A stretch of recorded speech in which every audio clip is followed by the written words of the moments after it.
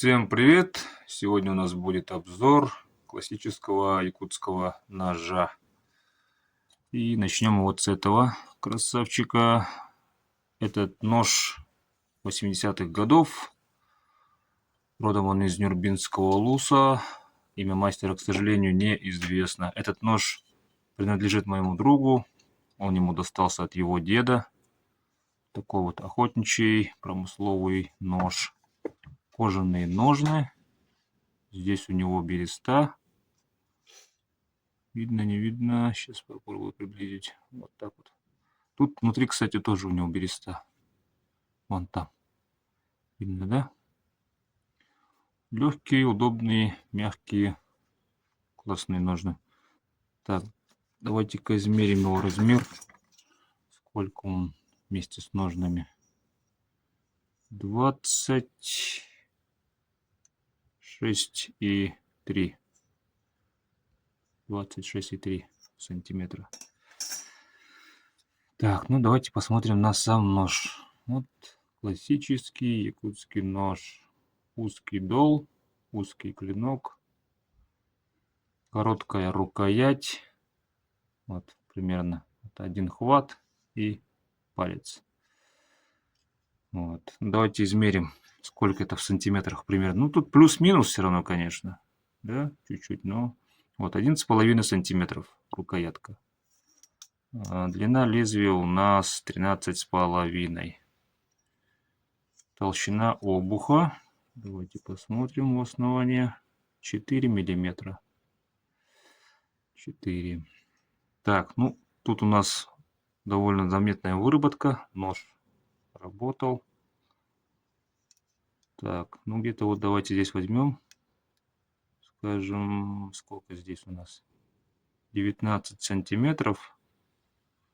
Ну и плюс где-то вот, может быть, небольшое, если пузико у него было. Ну где-то 20-21 миллиметр у него ширина. Вот. Что самое интересное, у меня есть один нож. Кстати, да, вот спуски прямые, заметьте. Есть один ножичек интересный такой. Как оказалось, они очень похожи, но фишка в том, что этот нож из центрального улуса. Медино-Канкаласский улус. Вот они очень похожи, да. Самое главное, размеры практически идентичны. Видите, рукоятка, ну, длина чуть-чуть там, да, лезвие тоже. Но тут заметно, что здесь дол намного уже. И, допустим, здесь у него обух закругленный. Здесь, получается, он плоский. И здесь фаски такие сняты аккуратненько. Это тоже такие вот мелочи, ну, как бы это, как сказать, почерк мастера. Вот. Но самое интересное то, что эти мастера придерживались определенных традиций, да, уже вековых.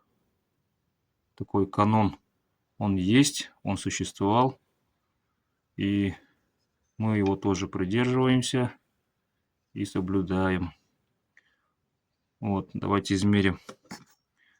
Здесь у нас тоже 11,5, ну 11,4.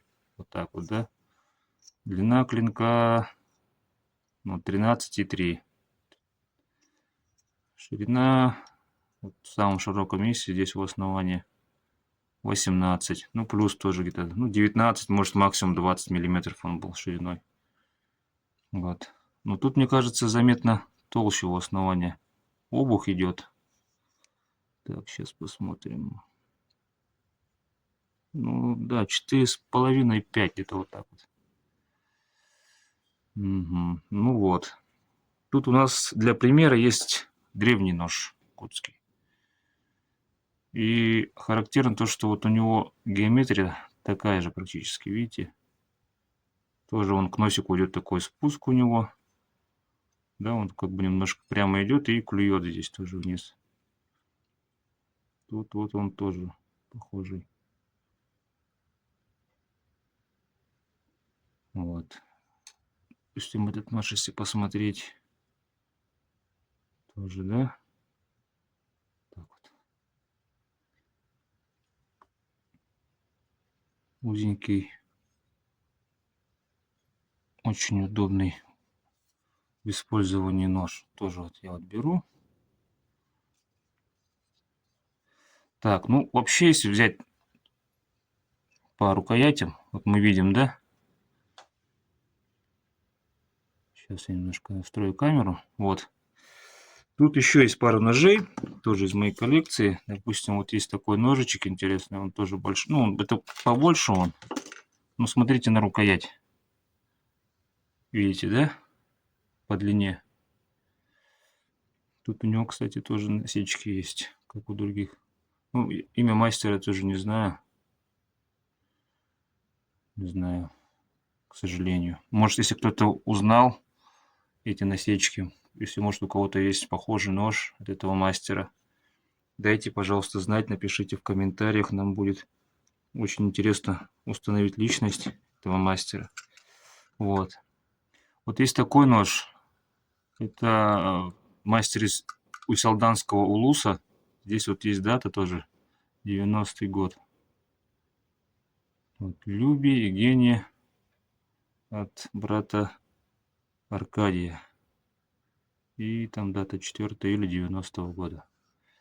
Бычий хвост. И вот такая вот оковочка латунная. Тут, кстати, вот еще лось изображен. Достаем ножичек. Видим, да? Тут у него тоже насечки есть. Прикладываем. Видите? Рукоятка тоже практически идентичная. Вот, давайте чуть отцентрую. Так вот. То есть это у нас Нюрбинский улус, Мегино-Кангаласский. Этот я, к сожалению, не знаю. Этот Усялданский. То есть и сделаны тоже в разные временные отрезки. Этот явно 90-х, даже может быть позже.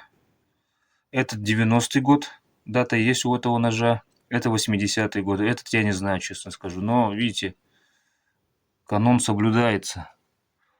Это вот размер среднего ножа. 13-13,5, вот так, до 14 сантиметров. Вот. Ну и вот наш нож, да, допустим, мы сделали. Вот листяные ножны с оковочкой. Угу. Сейчас камеру немножко настрою. И мы тоже соблюдаем эту традицию. Вот. Тоже короткая рукоять.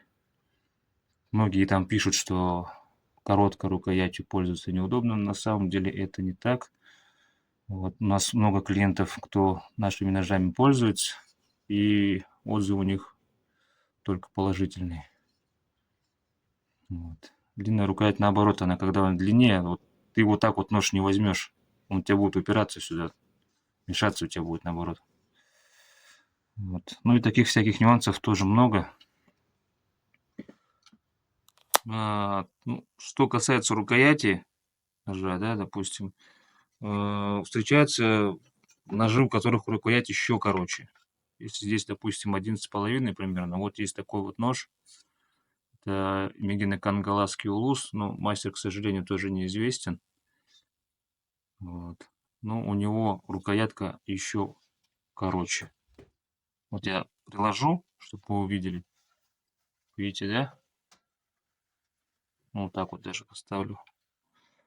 Вот. Он короче. Он примерно на одну ладонь даже. Этот классный нож, мне очень нравится. На выставке, кстати, тоже очень многие именно этот нож почему-то спрашивали в первую очередь. У него нет дола, кстати. Прямые спуски тоже. Классный такой промысловый ножичек, виды видавший. Вот. Причем, вот, кстати, заметьте, тут у них профиль практически у всех, ну, вот у этих троих точно идентичный. Видите, да? Плюс-минус одинаковые. Вот.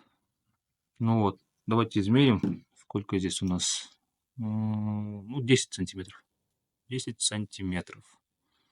Длина 12,5. Вот. Узенький ножичек. Ну, вернемся к рукояткам. Вот, допустим, чем вот хорош, да, такой размер? Ты его можешь упереть в ладонь, вот сюда. Когда ты, допустим, работаешь по шкуре, да, ты ее снимаешь, вот, протыкаешь вот таким образом снизу, да. Если тебе нужно что-то там просверлить, ты тоже так же вот его упер в ладонь, вот ты его взял и просверливаешь. Длинную рукоять ты так не возьмешь. Если у тебя будет длинная рукоять, ну, допустим, вот, да, такая же, у тебя отсюда клинок идет, ты теряешь контроль, ты не сможешь контролировать свой нож. Вот. Если тебе нужно что-то там прям проколоть, ну вот возьми вот так. Возьми вот так. Да, пальцем уперся, у тебя рука не соскользнет. Вот. Вот такие движения. Наши предки были скотоводы, коневоды, чем мы сейчас тоже занимаемся. То есть нож именно для разделки в основном использовался.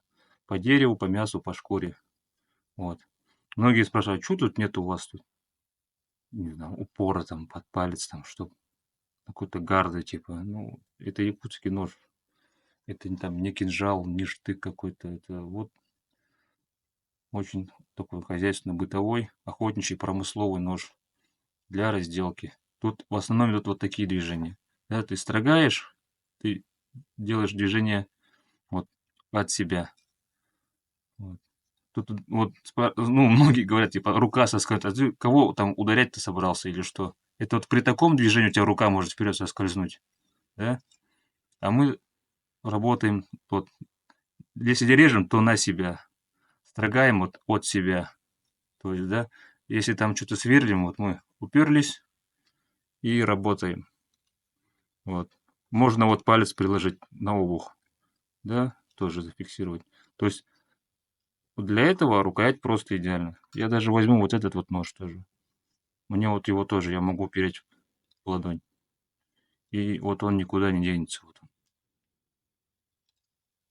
То есть просто нужно приноровиться к нему. Многие тоже спрашивают там, а почему вот короткая рукоять у вас? Это не короткая рукоять, это самый нормальный размер. У нас есть на канале небольшой шортс, я там тоже показывал.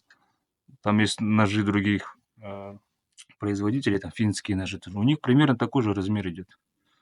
Вот. Так что это вообще идет с очень давних-давних пор. Ну, на этой ноте мы остановимся. Всем спасибо за внимание. Вот. Увидимся в следующих выпусках. Всем пока и всех с наступающим Новым годом.